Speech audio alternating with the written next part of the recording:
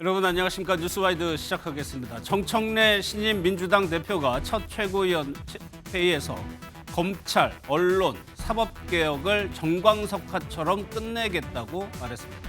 당장 오늘 민주당이 방송 3법을 본회의에 상정하면서 정국은 급격히 얼어붙고 있습니다. 국민의힘은 필리버스터로 맞서겠다고 밝혔습니다.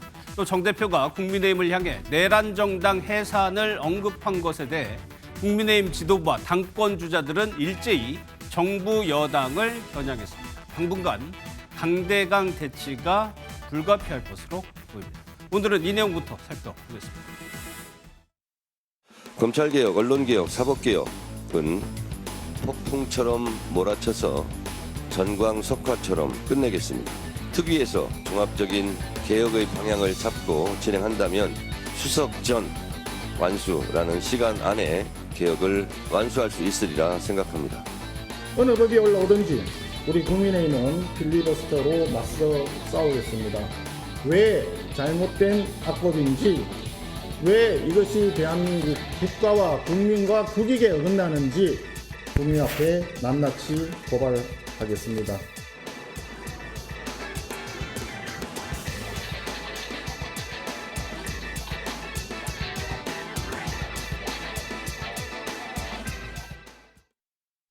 두 분과 먼저 시작하겠습니다. 김종욱 더불어민주당 정책위 부의장, 정광재 국민의힘 대변인 나오셨습니다. 어서 오십시오. 예, 안녕하세요. 지금 국회 상황부터 좀 살펴보겠습니다. 오전에 어떤 법을 상정할지 조금 논의가 있었는데 결국은 방송 3법이 됐어요. 어떤 과정이 있었습니까?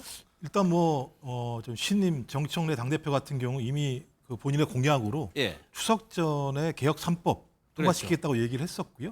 근데 이제 이 와중에서 어차피 요번에 법 같은 경우는 필리버스터가 국면에서 하게 되면 한 개 법안밖에 통과시킬 수 없는 상황이어서 아마 내부에서는 노란봉투법을 먼저 통과시키고 개혁 3법을 8월 국회에서 통과시키는 것도 낫겠다 이런 얘기도 나온 것 같고 또 그런 요구들이 좀 있었던 측면들이 있었던 것 같아요. 근데 아마도 국회의장과 여야가 만나서 얘기했을 때 노란봉투법에 대해서 국민의힘이 별도의 법안을 내겠다고 얘기를 한 것 같습니다. 그러니까 좀 그걸 기다리면서 이번 참에 정청래 당대표가 얘기했던 개혁 3법 중에서 언론개혁법을 먼저 통과시키면서 본인이 개혁 입법을 추진하겠다는 강고한 의지를 보여주려고 하는 의지 표명이라는 생각이 들고요. 만약에 그렇지 않고 기간이 꽤 많이 남았다고 한다면 아마 이렇게 예를 들면 순서를 갖다가 달리하는 이유는 없었을 거라는 생각이 들기 때문에 당 내에서 여러 가지 조율 과정이 있었던 것으로 이해하시면 될 것 같습니다. 일단 국민의힘은 필리버스터로 맞서겠다고 하지만은 다른 방법이 없죠. 지금 막을 수 있는 방법이. 그렇습니다. 지금 소수 야당으로서 할 수 있는 물리적인 방법은 전혀 없는 상태죠. 우리가 할 수 있는 최선의 방법이 필리버스터라고 생각해서 필리버스터를 진행하고 있고요. 이 과정에서 국민들에게 왜 이 방송 3법과 관련해서 국민의힘이 반대를 하고 있는지에 대한 논리를 정확히 전달하는 것만으로도 의미가 있다고 봐야 할 것 같습니다. 지난해 우리가 금투세와 관련해서 여론의 지지를 얻고 소수 여당이었음에도 불구하고 2025년부터 시행 예정인 금투세 폐지를 이끌어냈습니다. 최근에 논란이 되고 있는 대주주 과세, 양도소의 강화와 관련해서도 최근에 이 주식시장 폭락이 이어지고 우리가 계속해서 문제를 제기되면서 개미 투자자를 중심으로 여론이 들끓고 있고 결국 민주당 당내에서도 이 부분과 관련해서 새로 논의를 하겠다라는 이야기를 하고 있는 것처럼 방송 3법도 왜 반대하는지 이것이 결과적으로는 민주당이 MBC와 KBS 같은 공영방송을 본인들의 진영 내에 계속 영구적으로 가둬두기 위한 법안이라는 점을 설명드리려고 하는 겁니다. 지금 국회 현장 모습을 보고 계십니다. 신동욱 의원이 이제 무제한 토론이라고 하죠. 필리버스터를 시작을 했습니다. 그런데 이게 시간 제한이 있는 거죠. 이게 끝나게 되면은 민주당은 그냥 바로 통과시킨다는 얘기죠. 24시간이 지나게 되면 179석만 가지고 있으면 통과시킬 수 있는 거기 때문에 이 법 자체가 새롭게 부각된 내용들이 아니었고요. 이미 민주당 같은 경우는 이재명 대통령 그 당시 당대표부터 시작을 해서 언론개혁을 위한 법안들을 만들어서 통과시키겠다고 얘기했었고 그 외에 3법도 마찬가지입니다만 그렇기 때문에 그 법을 통과시키는 것에 대해서 민주당뿐만 아니라 그 외에 존재하고 있는 지금 야당 같은 경우 이런 조국혁신당 같은 경우도 다 동의하는 상황이기 때문에요. 저는 이건 제가 볼 때 토론의 문제는 아닌 것 같다고 계속 민주당이 방송 장악할 거라는 말씀을 하시긴 하는데 오히려 이전의 악법을 통해서 YT 문제 같은 경우도 마찬가지로 통일교 같은 경우는 4천만 원 인수설 얘기가 나온 게 많았었기 때문에 소위 법안 통과를 통해서 오히려 정치권이나 또는 권력을 가지고 있는 집단들이 여기에 개입하지 않기 위한 법을 만들었기 때문에 이 법이 통과되게 되면 국민의힘이 우려하는 상황들이 나오지 않을 거라는 생각이 들고요. 오히려 국민의 품으로 방송과 언론을 돌려놓으려고 하는 거니까 좀 그걸 믿으시고 추진하면 되지 않을까 생각합니다. 필리버스터 첫 주자로 이제 신동욱 의원이 얘기를 하고 있고 민주당은 본회의장에서 이제 퇴장을 했다고 합니다. 이제 24시간 제한이 있기 때문에 계속 이어진다면 내일 이 시간쯤 되면은 통과가 시킨다는 것이 이제 민주당의 계획인 것 같습니다. 그런데 이렇게 강대강으로 여야가 부딪히는 상황에서 토요일이었죠. 여당의 수장으로 정청래 당대표가 선출됐습니다. 첫 일성부터 국민의힘을 아주 강하게 비판을 했었죠. 그 영상부터 좀 보겠습니다. 전방 공격수로 개혁의 골을 넣겠습니다. 협치보다 내란 적결이 문제입니다. 내란 세력을 뿌리 뽑아야 합니다. 아직도 반성을 모르는 내란 우두머리 피의자 윤석열과 그 동조 세력을 철저하게 처벌하고 단죄해야 할 것입니다. 헌법을 공격하려 했고 헌법을 파괴하려 했습니다. 그리고 실제로 사람을 목숨을 죽이려 했습니다. 거기에 대한 사과와 반성, 그것이 먼저입니다. 그러지 않고 저는 그들과 악수하지 않을 것입니다. 들으신 것처럼 협치보다 내란 척결이 더 먼저라고 얘기를 했습니다. 그래서 사과하지 않으면은 국민의힘과 손잡지 않겠다고 누차 강조했는데 사실 이 발언이 전당대회도 선거기 때문에 선명성을 아주 강하게 보여줘야 되지. 그 차원이냐 아니면 진짜로 국민의힘이 이 개헌과 관련해서 사과를 하지 않으면 만나지 않겠다는 의미입니까? 저부터 진짜 같은 생각이 듭니다. 예. 이유는 뭐냐면 협치를 왜 하는 거지? 협치라고 하는 게 양 여야가 서로 모여서 대화를 하는 모습을 보이는 게 협치인가? 협치의 근본적인 이유는 국민을 위해서 하는 겁니다. 예. 그럼 국민이 요구하는 방향이 무엇인가?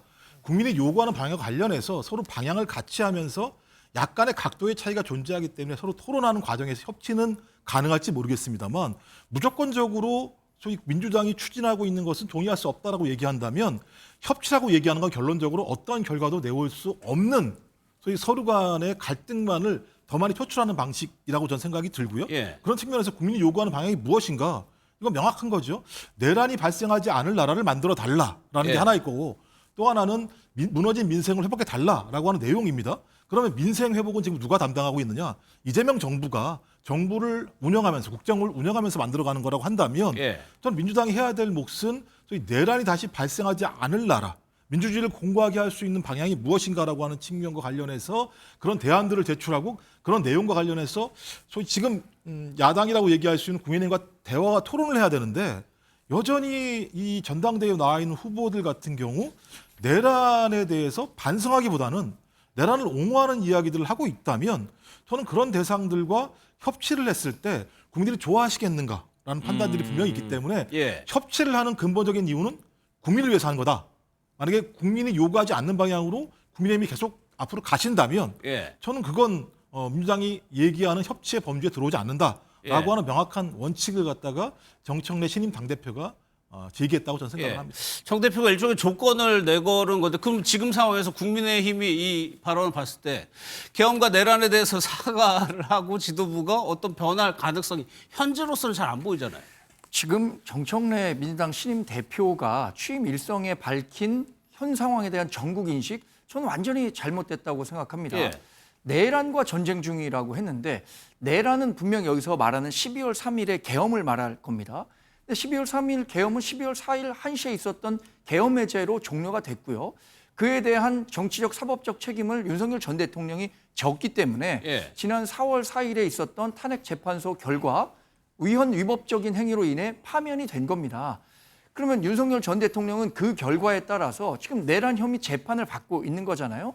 특검 수사도 진행 중이고 이미 이 계엄은 종식이 됐고 그에 따른 후과를 윤석열 대통령이 지고 있는데 지금도 내란이 지속되고 있다, 전쟁을 벌이고 있다라고 얘기한 부분에 대해서 과연 정청래 전 민주당 대표를 지지한 사람들 외에 얼마나 많은 공감대를 가질 수 있는가. 이 부분과 관련해서 동의하기가 어렵고요. 예. 지금은 여하튼 윤석열 전 대통령에 대한 사법 시스템의 그 단죄를 기다리고 있는 시간이고 우리 당은 이미 수차례에 걸쳐서 계엄과 관련해서 사과를 했습니다. 예. 계엄은 잘못된 행위였고 이에 따른 탄핵 재판 결과도 겸허히 받아들이고 있는 거죠. 그래서 윤석열 전 대통령에 대해서도 사실상 출당 조치에 가까운 탈당 조치가 이루어진 겁니다. 그런데 그 거대 여당을 이끌겠다는 정청래 그 대표가 예. 지금 제1야당에 대해서 전혀 협체 대상으로 인정하지 않고 내란에 동조하고 있다는 정치적 프레임을 씌운다면 과연 대한민국 정치가 어디로 가겠습니까? 예. 대단히 안타깝습니다. 아, 설마 여야 대표가 이런 식으로 해서 만나지도 않겠느냐, 손도 안 잡겠느냐, 이게 정치적인 어느 정도 기싸움 이런 측면도 들어가 있는 거 아니에요? 아니, 고민스러운 대목이 건 있습니다. 왜냐하면 지금 국민의힘 전당대회가 있고 예. 8월 22일 날 이제 제대로 된 당 시스템들이 완비가 되겠죠. 지금 비대위 체제니까요. 근데 거기에서 유력하게 당대표로 될 분들의 발언을 보면 예. 내란에 대해서 아까 사과하셨다고 말씀하시는데 사과가 진정성이 있는가에 대해서 의구심이 될 수밖에 없는 게요. 장동영 후보 같은 경우 무슨 얘기냐. 개업이 곧 내란은 아니다. 탄핵을 반대하는 것이 곧 개엄과 내란을 옹호하는 것도 아니다.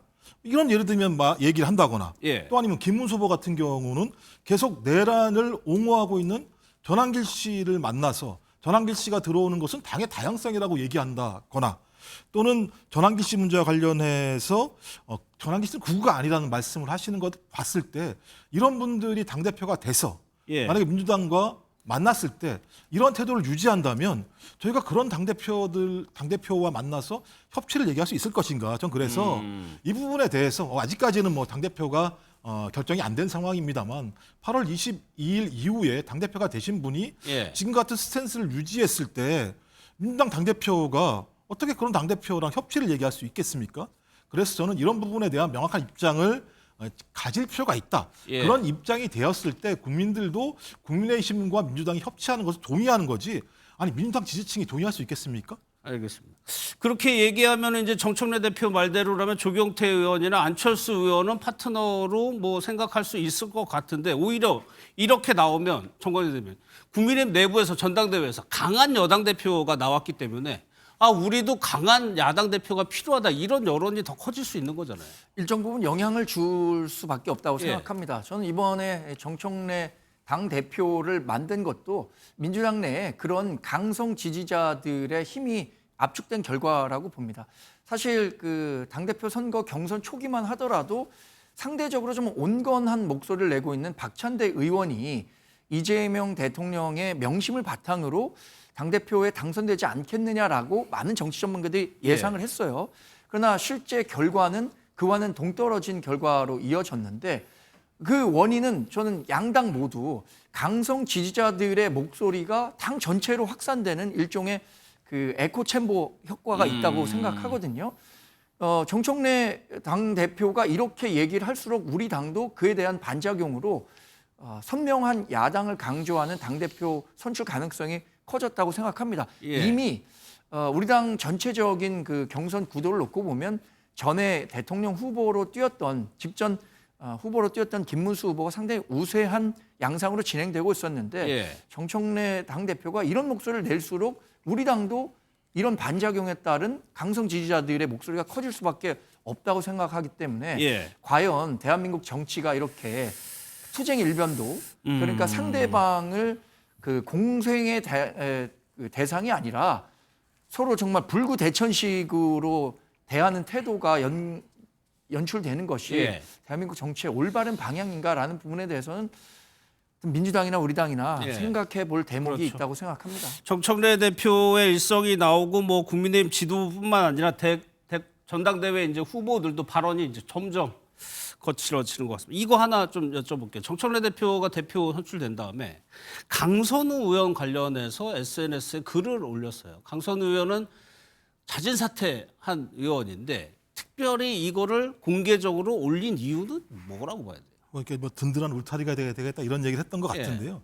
첫 번째로는 제가 볼 때는 계속 정청래 의원이 후보일 때부터 의리론을 매우 강조해왔던 측면이 있는 겁니다. 그러니까 내란을 같이 극복하고 대선을 통해서 정권 교체를 만들었던 어떤 그런 사람들에 대해서는 가급적 당 내부에서 그런 사람들을 좀 지켜줄 필요가 있을 것 같다라는 얘기들을 일관되게 제기해 왔고요. 뭐 그것이 일종의 선거 전략이건 아니 그렇지 않건 예. 그 본심은 알 수 없는 겁니다만 그런 입장들을 유지해 왔었고 또 하나는 정청래 신임 당대표가 계속 주장했던 게 민주당은 이제 당원 주권 시대로 가야 된다 이런 얘기를 많이 했었습니다. 근데 그 당시에 그 민주당 당원들 같은 경우 좀 국민 여론과 약간 차이는 있습니다만 이재명 대통령이 임명한 강선우 의원 그 당시 이제 후보자였습니다만 예. 후보자가 직을 수행하지 못할 만큼인가라고 하는 또 내부에 또 상당히 많은 또 반발들이 꽤 많이 있었어요. 그러니까 예. 강선우 의원을 장관을 시켜야 된다는 이런 흐름들이 분명히 있었기 때문에 좀 그런 당원들의 주권이라고 하는 측면들 또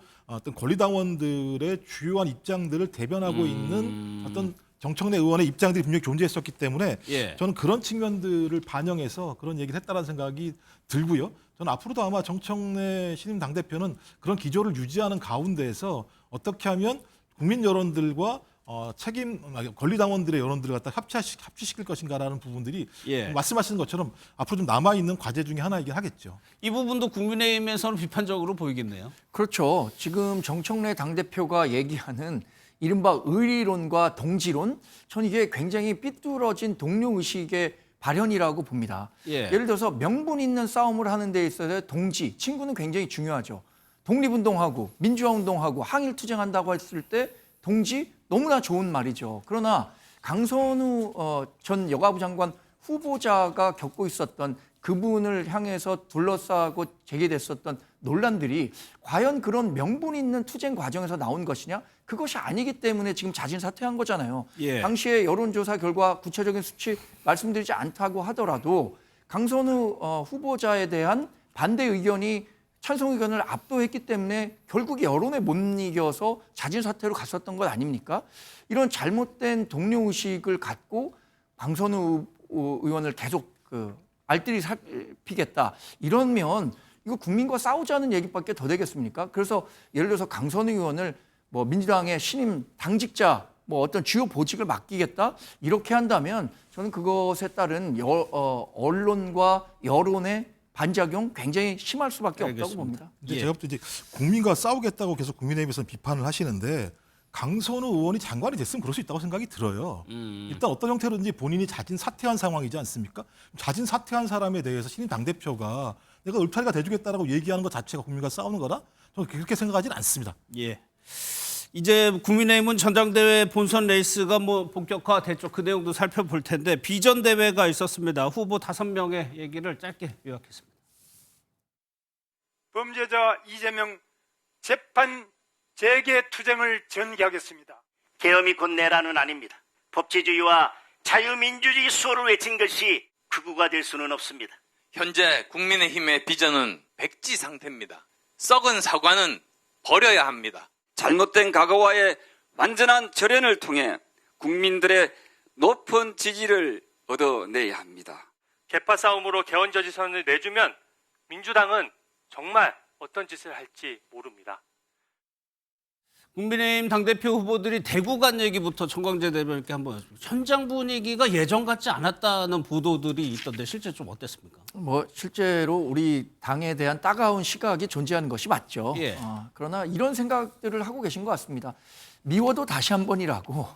정말 지금 잘 못하고 있다. 너희들이 좀 더 잘해줬으면 좋겠다라는 생각들을 가슴 한편에 갖고 계신 것 같아요. 예. 특히 보수 성향이 강한 대구 경북 지역에서는 얼마나 더 이런 마음이 강하겠습니까?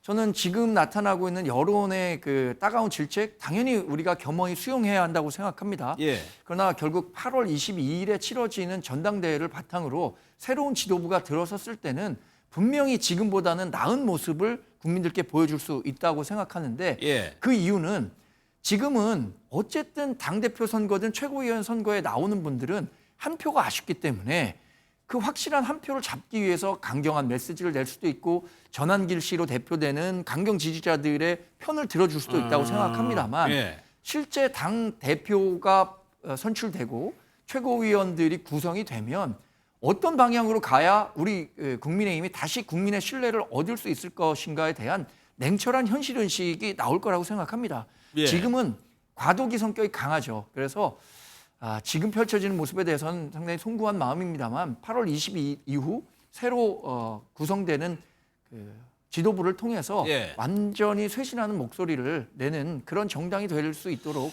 저 역시 최선을 다해 보겠습니다. 그러니까 새 지도부가 이제 선출이 되고 본격적으로 여야가 좀 달라질 수 있다는 말씀이신데 김문수 후보 같은 경우에는 정청래 대표를 두고요.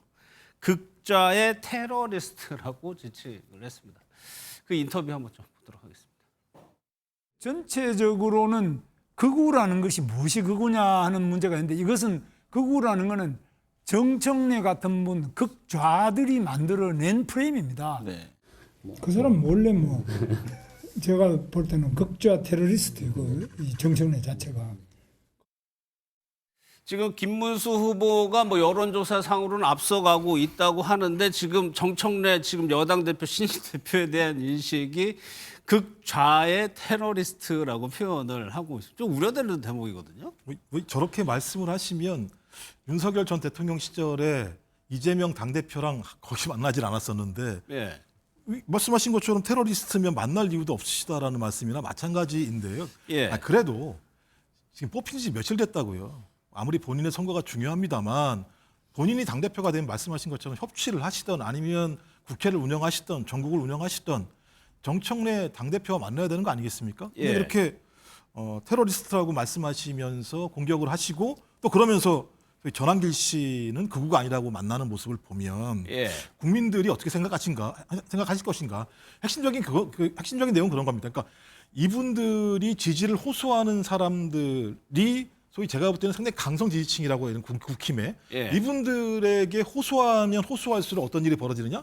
국민 여론과 멀어지는 일이 벌어지게 되는 상황이 벌어지는 거죠. 또 전환길 씨와 만나면 만날수록 왜 극우 인물과 만나지? 라고 하는 국민적 의구심이 더 커질 수밖에 없는 거죠. 예. 저는 저 정도의 상황이라고 얘기한다면 8월 22일 이후에도 저는 극적인 반전을 하기 어려울 거다라는 생각이 들어요. 왜냐하면 예. 이렇게까지 얘기해놓고 본인이 당선되고 난 다음에 아니야 그때 얘기는 그게 사실이 아니었어라고 말하기가 되게 어렵지 않겠습니까? 예. 전 그래서 좀 톤 다운할 필요가 있다라는 생각이 듭니다. 예, 앞서 그 국민의힘 지지층을 대상으로 한 당대표 후보 여론조사를 보면 미디어 토마토 조사 결과입니다. 김문수 후보가 40.1% 그리고 장동혁 후보가 19.9%. 압도적인데 만약에 이 조사를 가정으로 해서 김문수 후보가 국민의힘 당대표가 된다고 하면 서로를 극좌와 극우로 불리는 두 사람이 만나게 되는 건가요? 지금 김종욱 교수님 말씀하신 것처럼 양당 모두 톤 다운할 필요가 있다고 생각합니다. 예. 저는 이게 일종의 작용 반작용의 문제라고 생각합니다. 정청래 당대표의 취임 일성이 내란과 전쟁 중이고 내란 세력과 손잡지 않겠다라고 얘기를 하니까 우리 당에서도 지금 당장 선거가 치러지니까 이에 대한 반작용이 나올 수밖에 없다고 생각하고요. 사실 김문수 후보가 이 대통령 선거 직전에 했었던 얘기들과 대통령 후보가 된 이후에 일반 대중에게 표를 받기 위해서 생각과 관련해서 좀 다른 목소리를 냈던 거 예. 저는 거기에 주목할 필요가 있다고 생각합니다. 지금 당장 김문수 후보는 당대표 선거에 나와서 강성 지지자들의 표를 바탕으로 당선이 돼야 되기 때문에 조금은 강성 지지자들의 요구에 부응하는 메시지를 낼 수 있다고 생각합니다만 예. 실제 본인이 대통령 후보 시절에 경험했던 거 아닙니까? 중도 진영에서 우리 당을 어떻게 평가하고 있는지 그래서 왜 본인이 41.15%밖에 얻지 못했었는지에 대한 반성도 예. 충분히 하고 계실 것이기 때문에 지도부가 구성된 이후에는 이런 인식에는 일정 부분 변화가 불가피할 거라고 좀 봅니다. 그럼 전환기 씨 만난 것도 선거를 의식한 행보로 봐야 되는 겁니까? 전환길 씨로 대표되는 강성 지지자들이 분명히 우리 당엔 있죠. 근데 지금 그 영역을 장동혁 의원이 굉장히 파고들고 있단 말이에요. 예. 조금 전에 보신 그 국민의힘 지지자들을 상대로 한 여론조사 결과에서도 예상보다도 장동혁 의원의 높은 그 지지율이 나타나고 있잖아요. 이런 부분들이 본인이 당대표가 되는 데 있어서 잠재적인 위험 요인이 될 수 있다고 생각할 겁니다. 그래서 장동혁 의원 같은 경우에 전환길 씨가 주재하는 유튜브 생방송에도 출연을 했었던 거잖아요. 적어도 아직 그 김문수 후보는 그런 정도의 행보까지는 보이지 않고 있는데 전체적인 선거 전략의 일환이라고 봐야겠죠. 예. 정치적인 거 하나 두 분께 여쭤볼게요. 김문수 후보가 계속해서 이준석 의원과는 연대를 강조하거든요. 김종욱 부회장께서 보시기에는 이 행보가 앞으로 무엇을 위한 지방선거를 염두에 둔 발언인지 지속적으로 이준석 의원을 언급하는 이유는 뭐라고 보세요? 제가 볼 때는 더 많은 표를 가져가기 위한 거라는 생각이 분명히 드는 거죠. 그러니까 한쪽으로는 전환길이라고 하는 좀 구구적인 인사를 통해서 저는 거기도 표가 있으니까 만나겠죠. 그냥 만나지 않을 거란 말입니다. 전 그렇다면 전환기 씨를 만나는 것의 가장 큰 문제점 중에 하나는 뭐냐면 통일교 신천지 이런 부분에 대해서 아직까지 확인 안 됐습니다만 이런 사람들이 국민의힘에 입당했을 가능성이 높다. 그래서 그 사람들이 힘이 있을 거다라고 하는 의혹 자체와 관련해서 계속 이런 분들을 만나는 건 그런 것들이 사실인가라고 하는 국민적 의혹을 갖게 하는 측면이 한쪽에 있고요. 또 한쪽은 이준석이라고 하는 어떤 인물 자체들은 개혁적 성향, 개혁신당입니다만 나름대로 좀 상식적인 보수 또는 합리적인 보수라는 생각을 가지고 있기 때문에 이 두 표를 다 얻었을 때 본인이 압도적인 승리를 할 수 있지 않겠어요? 그러니까 본인이 이준석과 손을 잡음으로써 소위 장동혁 후보가 지금 좀 약간은 좀 강성으로 가고 있는 입장이라면 이쪽으로 좀 밀어낼 수 있는 측면들이 분명히 있다는 생각이 들고 또 그런 측면에서 본인은 기존에 좀 극우적이라는 이미지에 대한 공격이 있었습니다만 그것을 희석할 수 있다는 생각이 드는데 저는 이리 가건 저리 가건 가장 중요한 문제는 아까도 계속 말씀드린다만 내란 문제에 대한 정확한 입장을 가질 필요가 있어요. 저는 왜 국민의힘에서 내란 얘기를 하면 국민의힘을 얘기한다고 생각하는지 모르겠어요. 내란이라고 얘기하는 건 잘못된 거죠. 누가 뭐라고 하더라도. 그렇다면 내란과 절연을 하시게 되면 국민 편으로 가시는 거거든요. 전 그렇다면 명징하게 그 길을 가는 것 자체가 오히려 더 건강한 모습임에도 불구하고 내란을 주장하면 국민의힘이 내란 세력으로 몰아가는 것처럼 말씀하시는 건 여전히 그 프레임에서 벗어나지 못하고 있다는 것을 좀 자인하는 측면이 있기 때문에 전 지금이라도 내란을 부정하는 건 상식입니다. 무슨 예를 들어 이데올로기적인 예를 들면 몰아세우기가 아니라 그래서 그렇게 하는 방향으로 가시는 것이 저는 국민의힘의 미래를 위해서도 더 좋지 않을까 생각이 드는 거죠. 아니 김문수 후보가 대선 기간에도 계속해서 이준석 후보는 안 만나겠다고 하는 거를 의원실까지 찾아가고 계속적으로 구애를 하고 있거든요. 이것이 실제로 당대표가 되면 실현 구체적으로 어떤 행보로 이어질 수 있을까요? 지금 김문수 후보는 본인이 당대표가 될 것이라고 거의 확신하고 있을 거예요. 지난번에 대통령 선거로 뛰는 과정에서 본인이 왜 대선에서 실패했느냐? 이준석 후보와 단일화를 못했기 때문에 졌다라는 인식을 갖고 있잖아요. 실제로 2024년 그 총선을 통해서 개혁신당이라는 곳이 원내 3석의 의석을 갖게 됐는데 이 3석의 득표 이것만으로도 1대1 구도가 명확한 국내 정치에서는 굉장한 캐스팅 보트가 될 수 있는 겁니다. 예를 들어서 김문수 후보가 당대표가 되면 다음번 지방선거를 치러야 할 텐데 이 지방선거에서 개혁신당을 지지하는 중도표를 국민의힘이 확보하지 못한다면 굉장히 어려운 선거가 될 겁니다. 이것은 지방선거뿐만 아니라 당장 2028년에 있을 총선에서도 또 2030년에 있을 대선에서도 아주 중요한 캐스팅 보트가 될 수밖에 없기 때문에 이제 그 이준석 후보를 포용해야 한다라는 생각을 명확하게 갖고 계신 것 같아요.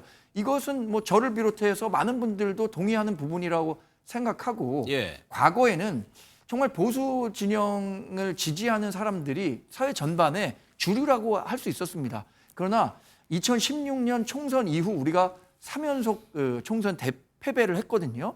이 과정에서 보수가 주류가 유지하고 있다는 생각은 이제는 과거의 인식에 머물러야 한다고 생각하고요. 그러기 위해서는 중도 진영에 있는 이준석 개혁신당 대표를 포용해야 하는 건 저는 당위적인 문제라고 생각합니다. 알겠습니다. 그리고 이제 플러스 하나만 한다면 저는 이준석 대표가 처해 있는 상황도 예를 들면 한몫한다는 생각이 들어요. 지금 피의자 신분으로 수사받고 있는 상황 아니겠습니까? 저는 그런 측면에서는 예를 들면 폭넓게 소위 지금 국민의힘을 비롯한 제 정치 이쪽 세력과 연대할 수 있는 것 자체가 이준석 대표가 선택할 수 있는 폭이라고 생각한다면 저는 그런 과정에서 김문수 후보 입장에서야 그렇게 손을 내밀게 되면 본인의 연대의 영역이 넓어진다고 생각이 들기 때문에 그런 측면도 하나 일정하게 좀 작용하지 않았나 생각이 들긴 합니다. 한동훈 전 대표는 전대에 나오지 않았죠. 그런데 뜻밖의 곳에서 목격이 됐다고 하는데 영상을 좀 보겠습니다. 저는 인천 송도의 펜타포트 락페스티벌에 와 있거든요. 제가 공연장에서 이걸 하게 되면 또 민폐가 생길 수 있고 그래서 푸드코트 같은 데 있어 나와서 하고 여기 오늘 오늘은 여기까지 하고 저는 잘 보고 가고 나중에 또 말씀드릴게요. 고맙습니다. 한동훈 전 대표가 본인이 이제 공개한 거고 이런 SNS에 이런 거 올렸습니다. 이게 정말 락 페스티벌이라고 해가지고 정치하고는 전혀 상관이 없는 공간인데 그냥 개인적인 일정인가요? 한동훈 전 대표가 대단히 음악적인 전문 지식이 있을 정도로 음악을 그래요? 좋아하죠. 네. 과거에 그 라디오 프로그램의 일일 DJ를 할 정도였으니까요. 이게 뭐 그 정치적인 의미로 해석될 영역까지는 아니라고 생각합니다만 해석을 할 수가 없습니다. 이거. 본인이 좋아하는 것이고 또 대중과 사실 정치라는 게 예. 대중과 함께 하는 것이잖아요. 그러니까 대중적인 그 관심이 있는 곳에 가서 본인도 그 가운데 한 명이라는 뭐 이미지를 심어주는 것만으로도 저는 뭐 긍정적이라고 보고요. 예. 그래서 이 부분에 대해서 뭐 한동훈 전 대표가 너무 편안하게 있는 거 아니냐라고 얘기를 하시는 분들 계실 것 같아요. 예. 그러나 지금 본인이 할 수 있는 정치적 역할의 한계가 분명히 있는 것 같아요. 그렇다면 본인이 조금 더 대중 친화적인 이미지를 보여주는 것만으로도 저는 뭐 대중 정치인으로서는 의미 있는 행보였다고 평가합니다. 대중 친화적인 모습. 아니 근데 그 불출마하면서 현장 정치를 얘기를 해서 처음으로 드러내는 게 어떤 새로운 형태의 현장 정치일 줄 알았던 사람에게는 조금 낯설게 보일 수도 있을 것 같고. 예, 뭐 저 장면을 보면서 좀 곤혹스럽다라고 하는 모습을 좀 보여준다 생각은 들긴 해요. 예. 기존 계속했던 게 이제 뭐 기타방, 먹방, 그다음에 지금은 락회방 이렇게 하고 있는 상황인데 실제적으로 정치의 전면에 들어설 수는 있는 상황은 아니잖아요. 본인이 출마도 안 한 상황이고, 예. 그다음에 계속 말씀드립니다만 내년 6월까지 한동훈 전 대표가 정치적으로 할 수 있는 역할이 국민의힘에서는 없다라고 저는 생각을 합니다. 예. 6월달 왜냐하면 이 이전까지 지금 국민의힘 원내대표는 이미 선출이 돼 있기 때문에 앞으로 기간이 1년 정도 남아 있고 8월 22일 날 당대표가 선출된다고 하더라도 그 임기가 있는 상황이기 때문에 적어도 6월 지방선거라고 하는 계기를 통해서 국민의힘이 어떤 성과를 얻는가에 따라서 한동훈 전 대표가 웅신할 수 있는 폭이 만들어진 상황이기 때문에 예. 앞으로 남아있는 한 8개월 아니 10개월 정도 같은 경우는 실제로 움직일 수 있는 영역이 되게 좁아요. 전 그렇다면 이런 방식을 통해서 젊은 사람들과 호흡한다거나 아니면 새로운 것들의 영역들을 확보하는 것이 본인이 생각할 수 있는 현장 정치의 영역이라는 생각이 들고요. 저는 시간이 지나야 예. 저 공간이 더 넓어진다는 생각이 들기 때문에 저는 아직까지는 어쩔 수 없는 행보가 아닌가 이렇게 생각을 합니다. 예. 저도 8월 22일 우리 당의 전당대회가 열려서 새 지도부가 완성되기 전까지 한동훈 전 대표가 특별한 뭐 현장 정치 행보를 하는 것은 굉장히 어렵다고 봅니다. 뭐 개혁연대였나요? 왜냐하면 지금 당 대표 선거를 뽑는 그 열기가 막 그 고조돼야 되는 분위기에서 예. 본인은 선거에 참여하지 않는데 정치적 메시지를 다양하게 내버린다. 이러면은 누가 보더라도 당 행사를 두고 회방 넣는 거 아니야? 이렇게 생각할 가능성이 크기 때문에 예. 본인이 할 수 있는 것은 비정치적 활동을 통해서 대중의 관심을 여전히 가져가는 방법, 그게 최선의 방법이라고 생각할 가능성이 크겠죠. 예.